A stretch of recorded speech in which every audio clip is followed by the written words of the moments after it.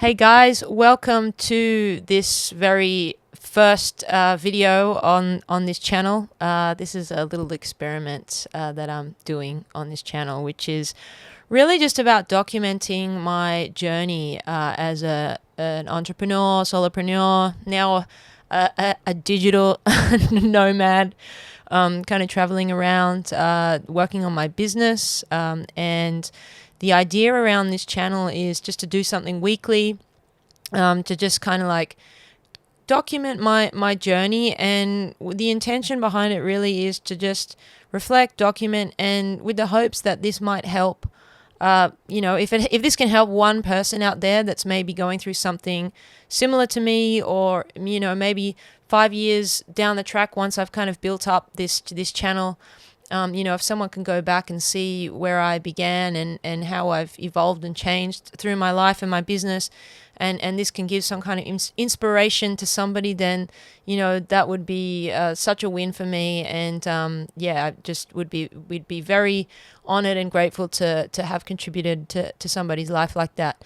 So that's really the intention behind this. And I think what I'm going to do with this channel, I'm going to keep this format really, really clear. I'm going to basically just make this channel a quick format, get it out there really quickly. I'm not going to worry about making reels. I'm not going to worry about cutting, editing the audio or the video. It's literally just going to be start to finish, just what it is, what it is.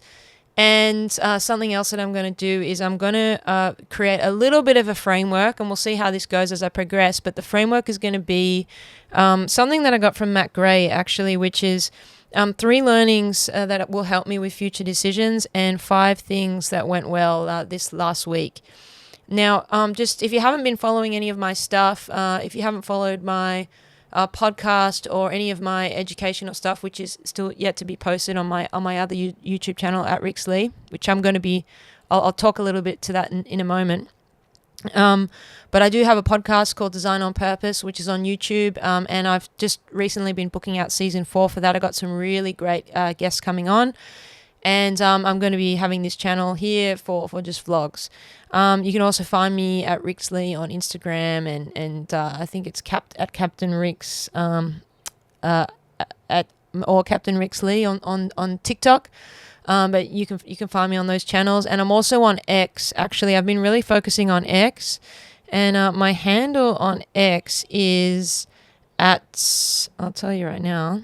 At Captain Rix Lee on X. I think that's the main channel that I'm really kind of focusing on at the moment, other than my YouTube. Now that brings me to one of my learnings, actually, is that I think what I was previously doing is I was focusing on channels that maybe weren't the right channels for me. Like Instagram is really not something that I'm probably going to draw a lot of clients from. I love Instagram. I like connecting. When you travel as a solopreneur or a digital nomad around the world, Instagram's a really great way to like connect. When you meet someone, you grab their Instagram, you grab the WhatsApp, and it's a nice way to kind of document and chuck up some of my stories and to keep people posted what I'm doing. But it's not really. I don't think it's really the place where I'm going to get the kind of clients that I want to work with. It's not really. I'm not really fishing where the fish are, as they say.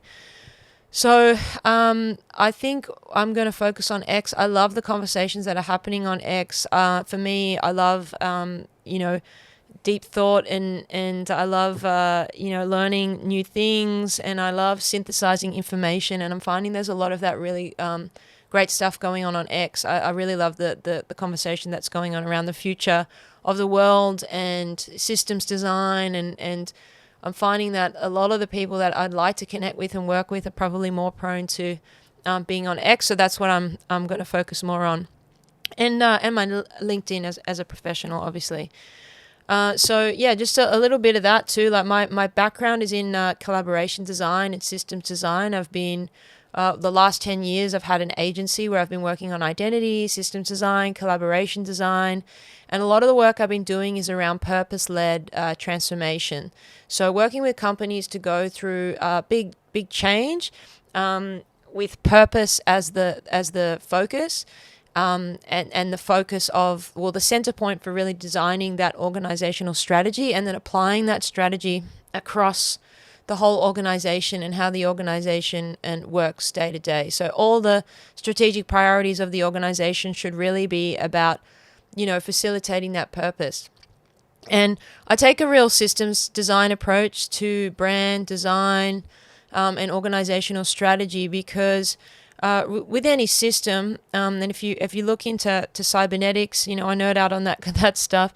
A system really needs a start point and an end point. And the purpose statement is a start point, and the vision is the end point. It's the future world that you're trying to create. So when you have those two things in place, which form the basis of your strategy, then the system can actually correct course because it has a context, it has a point of reference to where it's going. So those are kind of like, that's the basis, I think, of strategy, of well-designed strategy, is actually really being clear and articulating that. So that's a lot of the work that I've been doing. And something that I've noticed in the work that I do, and I've worked with like big companies in the corporate sector. I've done a lot of work in through the years at big consulting firms like PricewaterhouseCoopers, KPMG, Deloitte, Ernst & Young, Boston Consulting Group.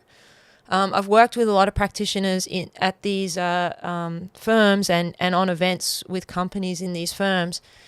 And what I've noticed is that there's a real common thread between organizations going through change and misalignment with purpose and their strategic objectives, and also being able to, manage the change and the complexity that we're facing, and especially right now where we're at a point in the world where the change is happening so fast. And that complexity is happening so fast because the rate of change is exponential, and complexity is coming in exponentially, and it has been since the very start of the world. If you think about, single cell organisms, and now have a look around at all the life forms and all the complexities and all the AIs and all the other things that are coming in to the world now. So it's only going to get more complex, and the rate of change is actually only going to increase.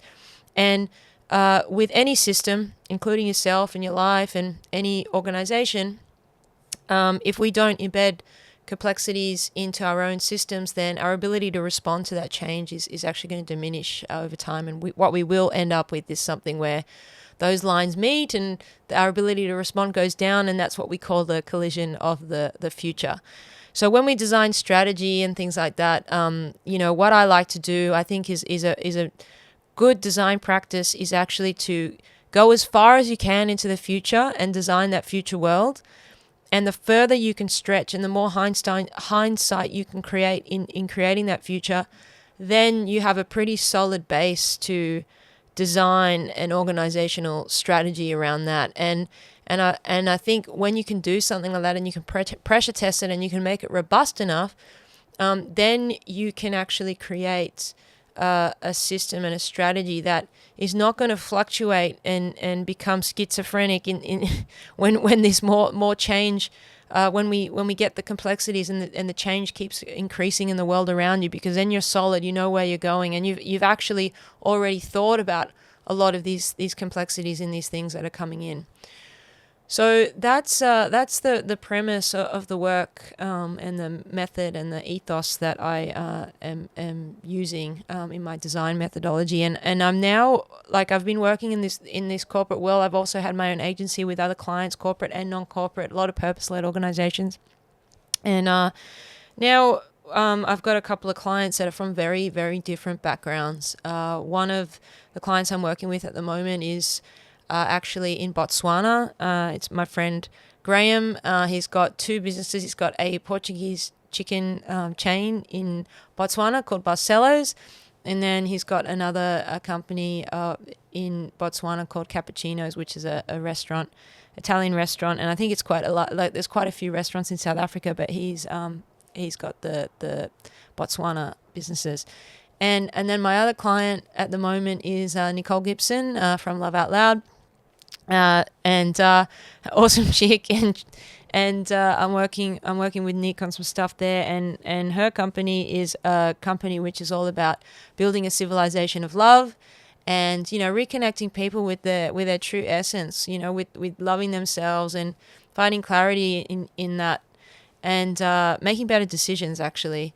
And Nick has also spun off something from that business as well, which is also called In Truth, and it's a technology or software around measuring your emotions. So based in San Francisco, Silicon Valley. So I've got two very different clients at the moment, and I love it because it's really diverse. I love the difference in the challenge, but also there's a lot of similarities, and it really just comes back to that same thing around going through change, responding to change, building systems, and it's all very similar. The change, the challenges that people have when going through change, and it doesn't matter what country you're in, what industry you're in, and whether it's an organization or whether it's just you and you're going through some kind of change or identity shift.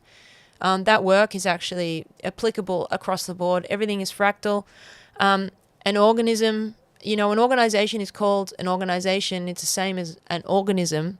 An organism within your body, you've got all different parts, probably other little things, creatures, cells, mitochondria, and bacterias and things that are keeping you alive. And, that organization is the same. Many people, team members, staff members within the business that actually keep that organization alive. And so, there's no difference between going through a big organizational change and some of the things that you experience as a person going through some kind of change or identity shift within yourself.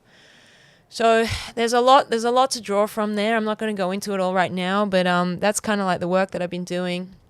And I'm very, very blessed because the method that I use, and when I'm talking about these consulting firms and some of the peers that I have in these big firms, is that what we have is that we are connected through this methodology called MG Taylor, which is a design methodology that is really about designing the future. And I'm very blessed because when I was probably about 6 years ago, I got to meet Matt and Gail Taylor at the Innovation Center at UNSW. And I got to spend some time learning MG Taylor and connecting with all these really amazing practitioners at all these firms. And these firms all have this MG Taylor capability. And it's an incredible tool. And it's now out.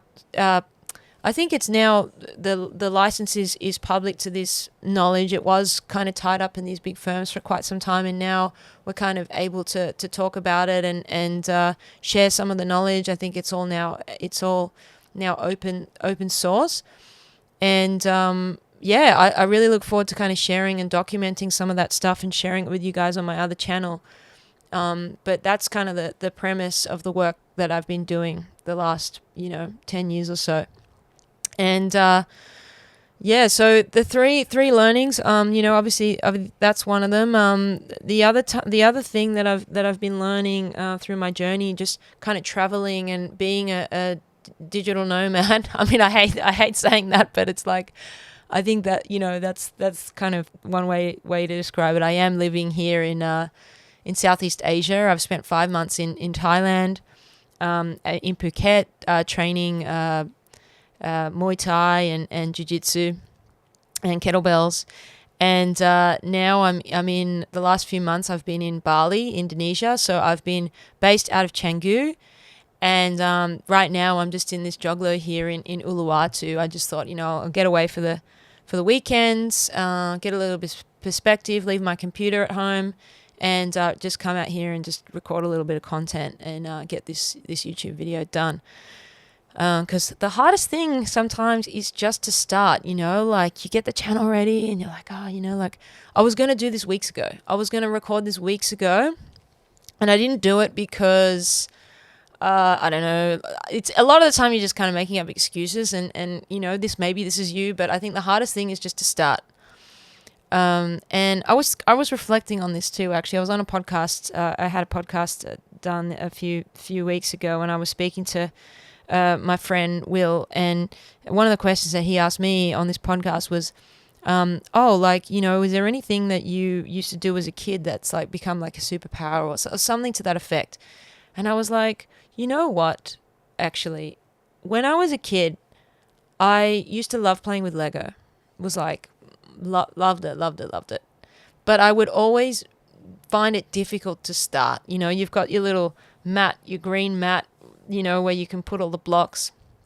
And then, I always found it really hard to just get the first foundation laid. But then once I got that done, I became obsessed about it. I loved getting in and tweaking things and moving things. And so for me, that's a really big learning, because it's like the hardest thing to actually do is to start the thing.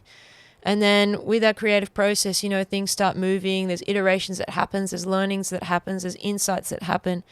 And you actually grow as a person from actually creating the thing. It's like the real consummation of work is not actually, what we create at the end. It's actually who we become while we complete the task. And I love that creative process. Even just with this, I'm very excited about this now that I've started this, how this is going to evolve me as a person, a facilitator, a friend, a contractor, a entrepreneur, just in general. It's all about that creative process. And I've been listening to a little bit of like Rick Rubin stuff too recently, and I just find that just so inspiring, some of the ways that he approaches creativity. And the creative process is just really not linear, and sometimes we're working on a project and it loses energy, and Rick Rubin's like, well, if it's losing energy, it's losing inspirations, he puts it aside and maybe he'll come back to that at some point. And, sometimes I can get really down, and I put all these self-imposed deadlines on myself and my content and everything like that. And then, I'm just like, well, actually, no, it's like, just go where the energy flows. Sometimes I'm more focused on my health. I mean, I'm always focused on my health, but sometimes that takes the real primary seat of my focus. And other times, I'm in a podcast or shipping something. But it's like, the way that he also views creativity is that everything is a diary entry. He views everything as a diary entry. And I think that's a really good way to look at it. It's like, every piece of content that I'm shipping now, I'm really viewing like that. It's documentation. That's also one of the really big parts of the MG Taylor method that I was mentioning before, is that documentation plays a really big role in the work that we do, because when you document something and you can play it back, then you can view it with objectivity, almost creating a second brain. And then you can actually start to, create buckets of work and systemize and create processes around those things when you can view it objectively like that. So yeah, that's a big learning. So yeah, here I am in Ulu and recording this little clip, and I am making a start, and my ambition is to do this weekly. So let's see how we go. But I think this is going to be something that's quite achievable, as I said, because I'm not going to edit or cut it up. Something else that I've noticed too, being a service provider, an entrepreneur that's a service provider, is that I actually feel like it's super, super important to have a boundary around the time that you set for creating content. I find it really hard to just start like making content in between client jobs and projects. I think the work that I do with my clients requires a lot of deep focus and thought. And I like to show up at my best for those meetings. I like to be prepared. I like to add value. I like to really support the client to make good decisions, and I think that sometimes I actually bend my own rules, well, not rules, but like my own boundaries around my own content creation. And like the last couple of weeks, I've been so in this audit for my client, and my clients are my friends. I love my clients. That's one really great thing about working for myself, is that, I mean, there's a lot of great things, but one of the things is that I get to choose who I work with, and I need to have a connection to the people that I work with in some way. Like I really, I love my clients, and we have a lot of fun. So one of the things, it's just on that. It's just like making sure that I've got make those times. So now I've got Thursdays and Fridays, and those are my days for content creation. And I need to go through a creative process with it. I can't just like for me, it's like I need to sit down and reflect with a notepad. I don't like to be on my phone. I just need to just get all the ideas out and write it down. There's something really special about actually taking a pen and putting it to paper rather than having like a digital thing. Like there's a lot more neurons in your hands to connect your hands to what you're actually putting on the page. And it actually helps you to like remember and create those neural connections. So I find that that's a very important part of my creative process.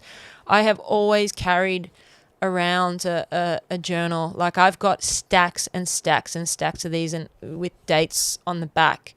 And I've got them going all the way back 10 years from my back to uni. I think the first one I started was my first day at Billy Blue. I think it was actually a Billy Blue issued moleskin. So yeah, I think that having that space, the Thursday and Friday, to just be creative and like, what am I going to make? There's things that I have to make. Like I know I've got to do this little journal thing, this video that I'm making right now. And then I'd like to make some reels, and I'd like to really also write content for X. And I think that maybe something I'm not going to do weekly, but I will do, as I want these things to be high quality, I want these things to be really nicely put together, is some strategy and educational content on my other channels. So I need to make space and time for those things. And I also want to, have space to, when ideas are forming and they're ready to be put onto film or to have some kind of medium created around them, then I will, I want to have the space to do that. So I need to do that. And then I like if it flows on to Saturday and Sunday. I get in a zone of having some fun with it. It's quite enjoyable to me. And then I flick back into client work, Monday, Tuesday, Wednesday. And that's kind of been my rhythm. And then also around that, I'm obviously training, making sure that I'm getting into the sauna, detoxing, getting my sun, eating well, looking after myself.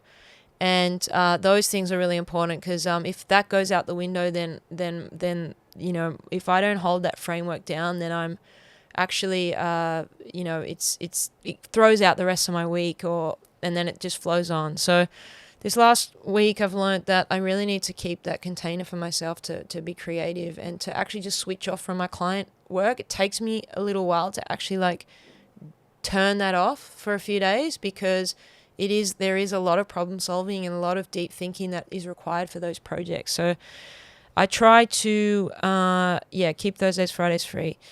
I think as well, like something that I'm also learning is that I can't work too late in the evenings. I do have my client in Botswana, so I work in the afternoons. I'm prepping stuff for that gig, and then in the evenings when I meet with Graham or any of his team, I got to keep it to like, a time frame where I have some time to actually decompress before I go to sleep, because otherwise my brain is just churning on this work. And I find that, and especially being on Zoom calls with with blue light, then I find it hard to sleep. So I've got to also just be mindful of that. And then I think that's something that you could, you can get in a little bit of a trap with as a digital nomad, because you could obviously just be working like all the time. And if you're working different time zones, it's something that you can definitely, fall into that trap with. So I try to, especially if you really enjoy the work that you're doing. So I try and create a little bit of a boundary around that. And yeah, just like following that where the inspiration takes me, and, having some fun with it all. I think that's a really important piece of it. And some things that went really well. So I've just actually jumped on this mastermind with my friend, with my friend Sunny, and it's really cool to be able to talk to somebody who's also quite, big picture thinker, loves strategy, loves growth hacking, social media hacking, and Sunny's been running this like X mastermind. So I've been jumping in on that and just meeting some really interesting people on that call, and that's been something that's been really inspiring. So it really helps me to not feel alone. That's the other thing, is that you can feel really lonely. And this is such a privileged life to live. Like, I don't have responsibility. The only thing that's really keeping me tethered is I've got this little Chihuahua, my buddy Sumo, but he's at home with my mum at the moment. So he's getting a lot of care. But other than that, like, and my business is that I'm free. I'm so free to just do whatever. I could literally just travel around wherever, and I can, I live a very privileged and free life, and a lot of people see the life that I live and they're like, wow, that's so cool. That's so cool. And it is cool. And I love it, but it can also be very lonely at times. So, that it does have that side to it as well, even though I am meeting a lot of cool people. So that went well. That's really nice to be able to connect with people working on their business and their social media, and a lot of people in a very similar situation to me, experts in their fields, who want to grow their personal brands, and loved those conversations weekly with Sunny. And the other thing that went really well is this this audit I've done with Nick and Nick's team. That's always really insightful when you can just look at everything from a company and lay it all out and get that objectivity. And so that went really well. And I've also been working on some client onboarding stuff. So just kind of like trying to systemize and automate some of my process. And actually a couple weeks ago, I had to fly back to Australia because I had an abscess, like a staph thing. And I went back to Adelaide and actually to get some treatment. I actually ended up spending a couple of weeks with my grandma, who's 87, and she's such a legend. I hadn't seen her in like 20 years or something. And my grandma's a legal secretary, so she helped me put together this a really awesome contract for just that I can send clients. So now I'm setting up systems with DocuSign and just like Stripe auto payments and things like that, so I can kind of work with clients and on a way like that, which is kind of systemized and automated. Because that's one thing that would always really stress me out, is actually just chasing or like trying to, because you're so deep in the work, you kind of forget to like send an invoice or to chase an invoice or to, and then the clients are also quite busy. It's not like they're trying to avoid payment or whatever, but it's just like, clients are busy with their own problem or their own business stuff. So it's like, the thing that I'm really good with is systems, and I don't want to add another thing onto the client's plate, right? So it's just, peace of mind for everybody that's just kind of like taking care over there, and then we can just kind of like get to working. And yes, the other thing that's went well is that I'm back to training after, like I said, I just went back to Adelaide to get some treatment and got that all sorted. Was on a couple of rounds of antibiotics, so I'm just working on my gut health again. And yeah, I'm back to kettlebells, which I love. I love kettlebell training, and I've been doing Peter Fornick's kettlebell program. So I continue training with my buddies at Bangtao, which I love. And that's about it really for my Matt Gray's format of 3 learnings and 5 things that went well. So next week I'm back to it with client work Monday morning, and going to follow on with my work with Nick on Monday, and then back to some work with Graham, implementing some sprint plannings and some project boards with his team at his business Cappuccinos, and that's going really well. And something just to say about that is that the client's in Botswana, right? And I was born in Johannesburg in South Africa. So, and I haven't been back to South Africa since I was 8 years old, so I'm 39 in a couple of weeks, actually. And it's been such a pleasure to talk to Africans in Botswana. There is something so nostalgic and beautiful about that reconnection. I just love listening to their voices and just the manner in which they speak. And there's a real warmth to African people that I can't really describe. And if you're from Africa or you've encountered some Africans, if you've got any friends from Africa, you'll know exactly what I'm talking about. but having been born in Johannesburg, it's something that just really activates like this part of my psyche or my spirit, and I just absolutely love it. So that's been something that's just been an absolute treat for me. So yes, I'm very excited about Monday. Back to kettlebells, back to work on Monday, and I look forward to sharing another one of these little updates with you next week, and seeing where this creative process will take me, and us, and listeners, and anyone that this might be helping. So yeah, like I'm really hoping that one day this thing here that I'm putting here is going to be like, I'm really hoping that in 5 years, 10 years time, after I've done this project for some time, that this is something we can come back to and go, wow, look at where it started. Remember you being in that joglo in 2024, lonely, and working on your business and being disciplined with your health and your well-being, and look at how many people you were able to inspire by just sticking to your purpose, and working on yourself, with conviction every day. And that's what I'm really hoping for here. But thank you very much if you got this far, and see you next week. Ciao.